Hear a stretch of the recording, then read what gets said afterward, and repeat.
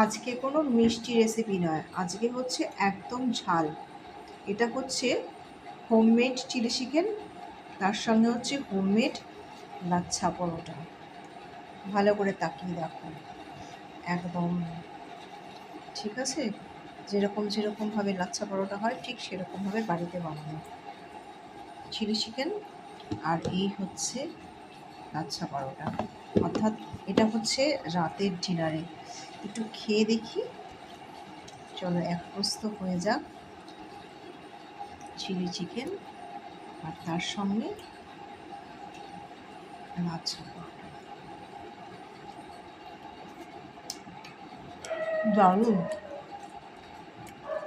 তাহলে বাড়িতে বসেই খাওয়া হয়ে যাচ্ছে লাচ্ছা পরোটা চিলি চিকেন। চলো, টাটা।